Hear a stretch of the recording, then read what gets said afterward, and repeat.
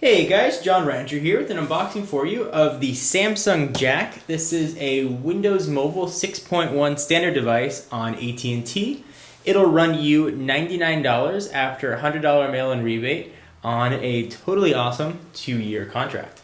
So without further ado, let's go ahead and meet Jack. This package is straight from AT&T. Push it back to the end and we'll hack into it using the obligatory back. There we go. Take out the box, no PR stuff or anything in there. And here we go, the Samsung Jack. You can see the front of it is a very familiar form factor. It's a candy bar QWERTY style, similar to the Samsung Epics, Trio Pro, Blackberries, all of them. Keyboard down below with the screen up above. So this is letting you know that it's got Wi-Fi GPS. It's actually assisted GPS, which means it'll use the cell towers as well as the satellites in the sky to help get a quicker, more accurate signal. Email and camera. Package contents, Samsung Jack, battery. We'll see what's in the box in a minute. Here we've got smartphone specs. Let's go over the specs and see what we have here.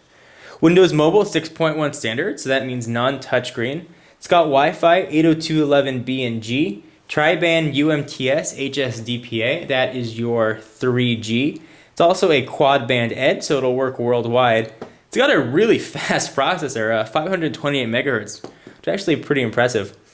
It's 4.4 by 2.4 by 0.5 inches, 256 megs of ROM, 256 megs of RAM. It's got a 2.4 inch display, 320 by 240, and the rest of the standard Windows Mobile stuff. Although they are saying talk time 7 hours and standby time up to 12 days. Samsung does include these massive batteries with their phones, so let's see if the same thing holds true with the Jack.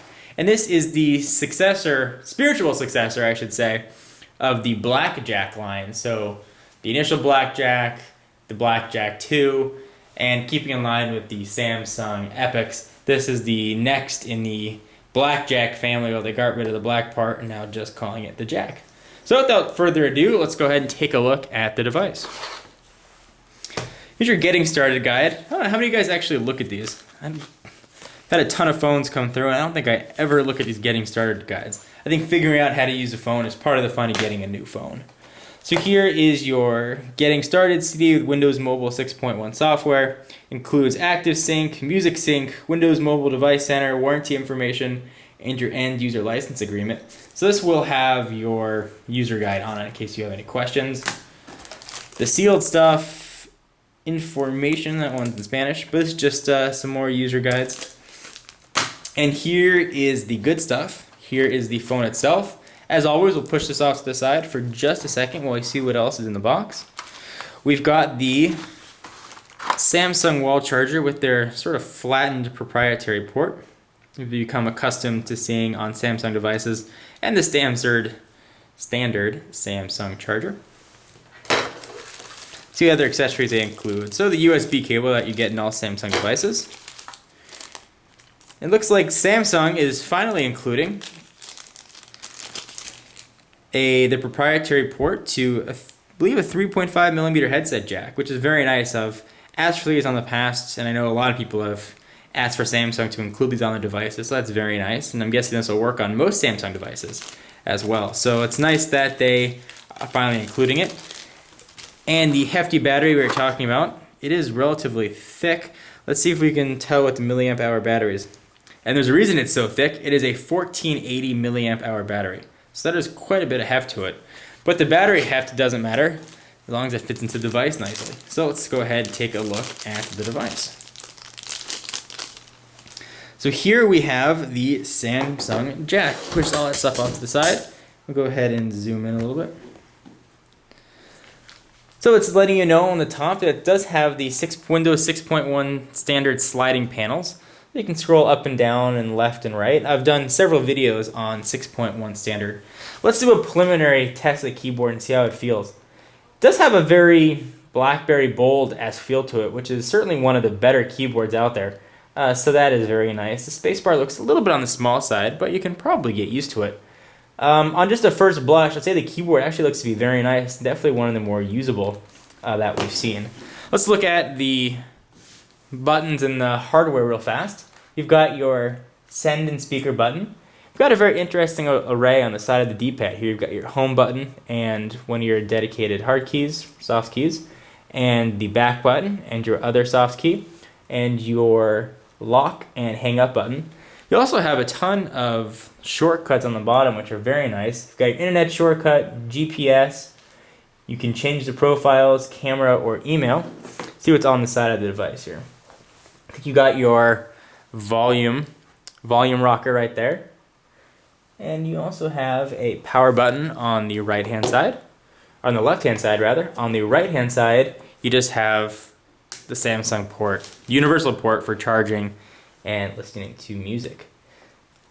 The back of the device just looks relatively standard. It does have that nice metallic strip. It gives it a more of a professional feel. Although it is covered with a sticker. Let's see what the back feels like, if it's made of any of the soft touch or if it's just plastic. Go ahead and peel this off.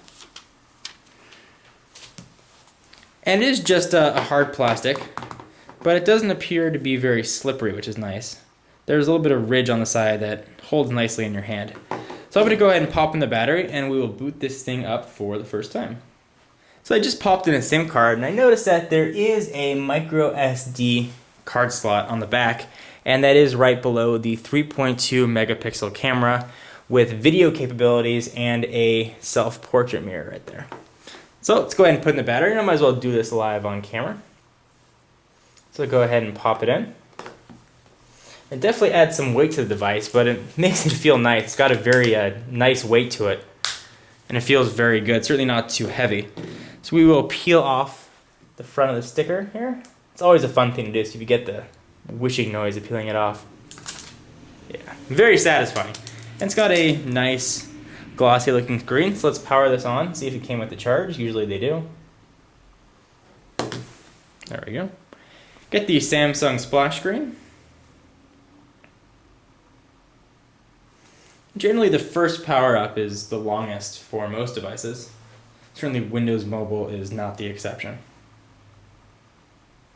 So I've gone on record, and I am a fan of Windows 6.1 Standard. Not the biggest fan of the professional, the touchscreen version, but the non-touchscreen with the sliding panels, I think is a very nice implementation. You've got the very loud 3G logo. The 6.1 splash screen pops up. Looks like there is a LED indicator light there. And that's it. We're good to go. Searching for service, recognizing the SIM card. And that's it. And the D-pad does feel very nice. It is a 5-way D-pad. So you can go left and right and select in the middle. SIM card not provisioned. I'll have to take a look at that a little bit later. So anyway guys, this was just a very quick, actually not that quick, but an unboxing for you of the Samsung Jack. Let's do a relatively robust size comparison here. Let me zoom out and show you what this looks like next to some other similar form factor devices. Here's the big brother Samsung Epix. You can see the Jack is significantly smaller and thinner as well, despite that 1480 milliamp hour battery. So that's very nice. We've got the Trio Pro. This is the unlocked version, but there is a version available for Sprint, and dimensions are the same. Relatively similar form factor. Trio Pro is just a little bit bigger.